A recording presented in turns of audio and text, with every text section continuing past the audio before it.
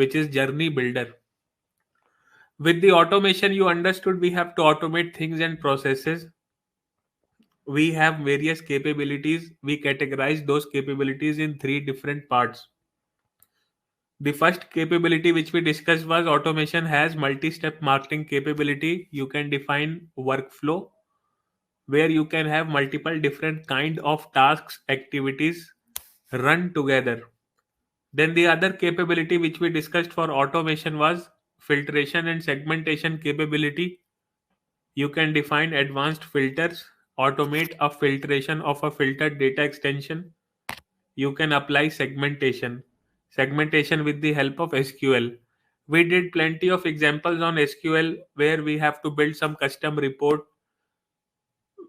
We queried our relational data model, which is data extension. Then we understood there can be other kind of reports which we can also build, like tracking reports. We understood how to query data views, what are the kind of data views, and we did plenty of scenarios on data views as well. We understood lists are the part of a standard data model, which is data view.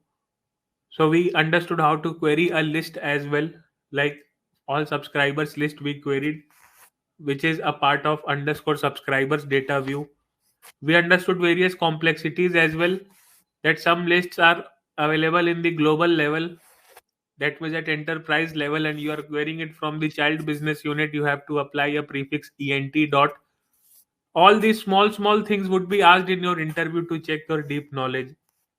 Then the third major capability we discussed was the extract, transform, load capability. We discussed plenty of things there. For example, in extract capability, we understood how to do a data extension extract. And within the extract capability, we understood with another example how to do a tracking extract. If you are asked that more than 6 months of data you have to fetch, what are the possible ways you can get?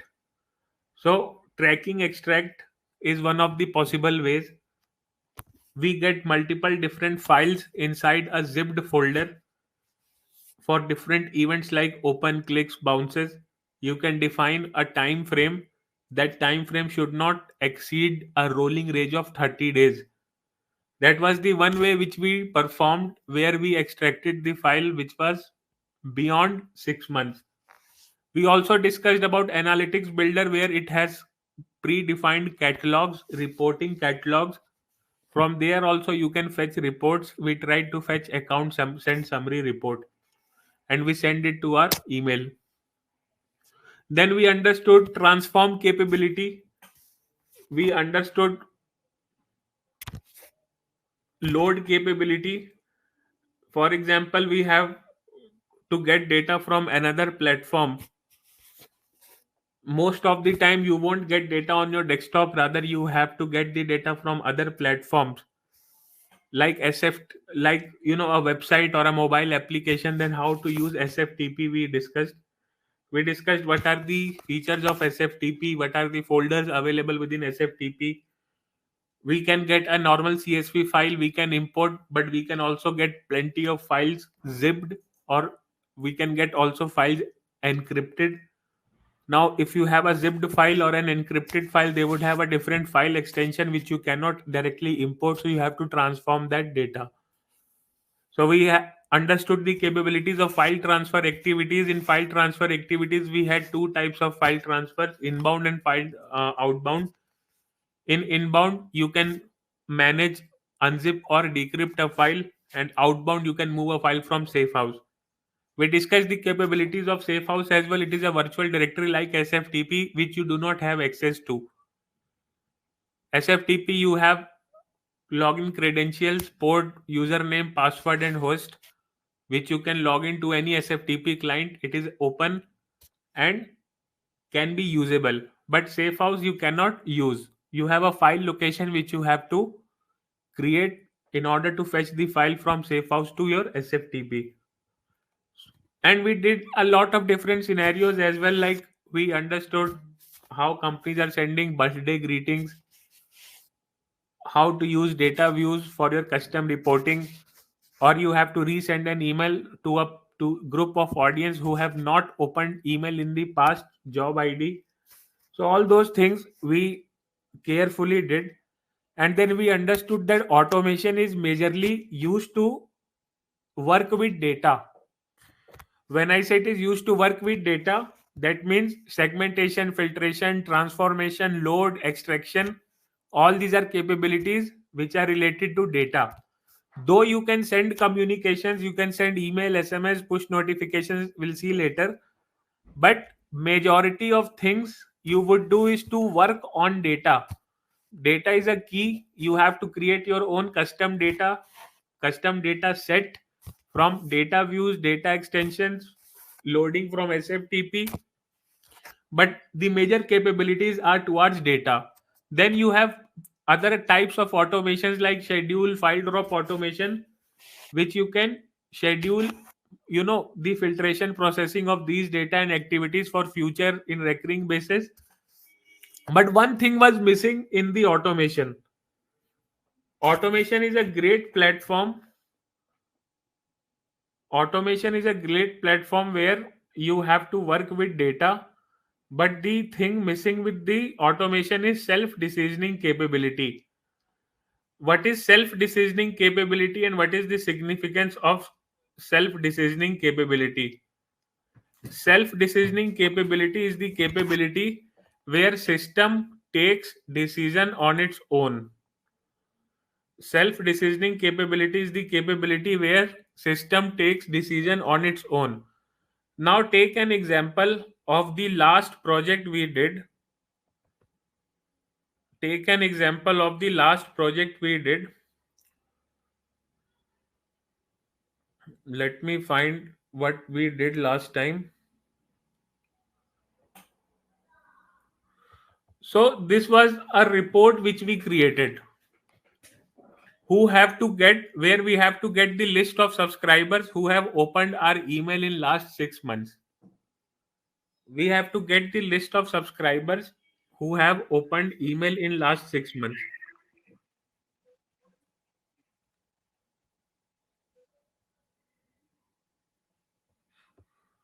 Okay. Or you can say, we can drill down this.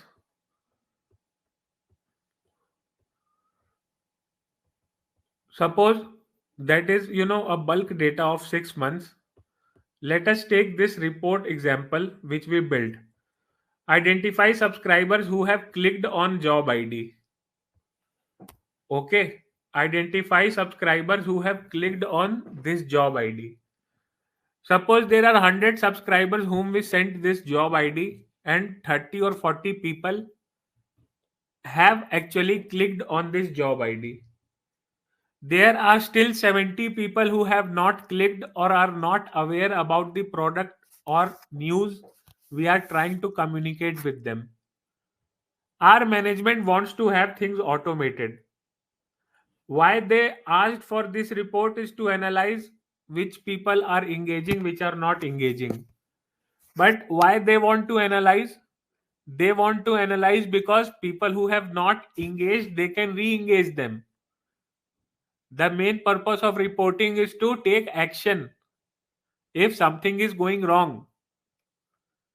So our management wants to create such a system that whenever an email is sent or any communication is sent, if people have not opened that email or have not clicked any link inside that email, after 1 or 2 days, there should be a reminder email sent to that customer. Now, you are getting such kind of emails every day in your inbox. You have a Netflix subscription, you have Amazon Prime subscription, you have plenty of other subscriptions, you get your credit card EMI payment reminders. Whenever you get first reminder, you generally skip. Why you skip? Because you see a buffer of 7-8 days. But if you don't make a payment, system takes automatic decision that a payment is not performed. Then it would send another email to you asking for the payment. The same scenario I'm talking about. Now, with automation, you can send email easily. But automation can also help you give that detail who have opened or clicked that email or who have not opened or clicked that email. But automation won't allow you to re-engage it without a manual intervention. You can create an automation to send email, you can schedule it, that's fine. But if people have not opened the email, what you would do? You have to create another automation, run an SQL to identify how many people have clicked, not clicked. And if you identify that these people have not clicked on payment links, you have to schedule another automation to send them an email reminder. And how many times you would be doing that? Many people won't pay after due date as well. So there has to be a continuous journey which keeps on checking the status. If it is a true status or a false status, based on that, decision has to be taken by system. That means we have to work with a robot kind of thing where we feed the instructions and robot takes decision on our behalf continuously. That is what journey we are talking about, and that is what we are going to see today. So let's take an example and then understand journey better.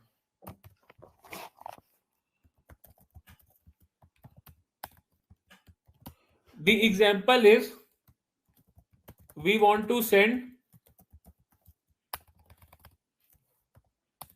invoice email to the customers who have made purchase. Post 2 days, we have to send a survey link. If the survey link is not opened within next 24 hours,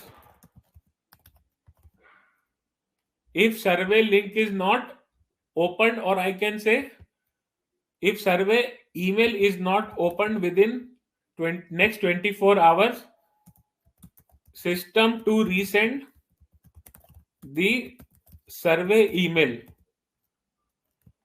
If survey email is opened within next 24 hours, check if the customer has filled the link and given the survey. If customer has given the survey, send him a thank you email for filling the survey, else resend the survey. Goal of journey is increase survey participations from the customers. The journey would be considered a success if 30% of subscribers or customers fills the survey form. So now this is a problem statement. We want to send invoice email to the customer who have made purchase. This part we were already sending from automation. If you have seen my last two lectures, this part we have been already sending from automation. Post 2 days, we have to send a survey link. This part also we are doing from automation. If the survey email is not opened within 24 hours, system to resend the survey email. Now here it is a decision. Okay. Here it is a decision. A problem statement of a marketing automation comprise of two things. Action and decision. This was the action. Send an invoice was the action. Send survey link was the action. But if the survey is not open within next 24 hours, system to resend the email. This is a decision with action. Okay, this is a decision with action. Now here automation can't take self decision here. You have to write an SQL query to understand if person has opened or not. You have to query data view. You have to give a manual intervention there. That means you have to create a second automation, and there the customer experience lacks, the amount of resources are utilized more. For example, if a company has hired two Salesforce Marketing Cloud engineers, then every day it's an e-commerce brand. Suppose every day plenty of people are buying products and services, plenty of emails are getting to them. They cannot sit every time and check how many people have filled survey and then ask them to fill it again by scheduling another automation. There has to be a continuous process where actions are delivered and decisions are also taken, and based on that decision, recurring actions are taken. So this decision with action is something where automation need manual intervention, which increase the transaction time. It requires more utilization of manpower. It provides not as good as customer experience big companies want to give. Then if survey is opened within 24 hours, check if customer has filled the link and given the survey. So here again it is decision with action. Again it is decision with action. If survey email is opened within next 24 hours, check if customer has filled the link and given the survey.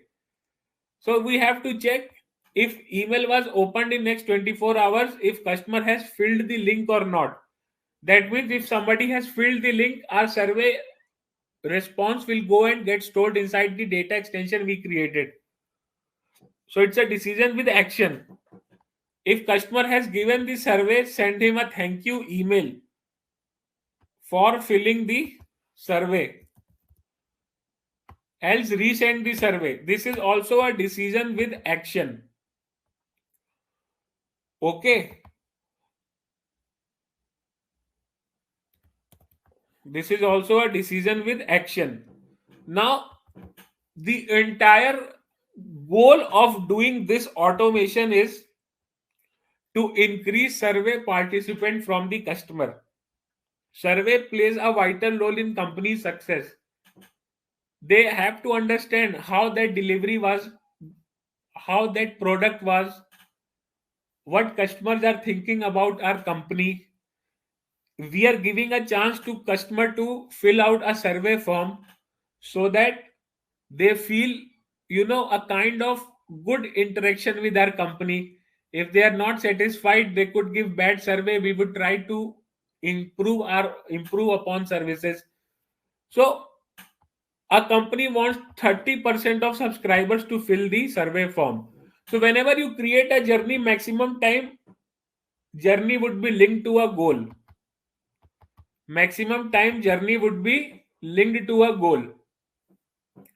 So now these journeys we can call it invoice transaction journey life cycle. It handles a complete life cycle from purchase to survey, and at the end of it, it delivers whether this journey for a person was success or no success. So now here there are few actions which we can take easily from automation, but decision with actions are hard to be taken from automation, and hence we have a concept of journey builder inside Salesforce Marketing Cloud. What journey does? Journey is a capable platform which helps you not only take actions but can be empowered to take decisions and next best actions on its own. So now let's try to build this journey inside Marketing Cloud and understand in detail what is Journey Builder.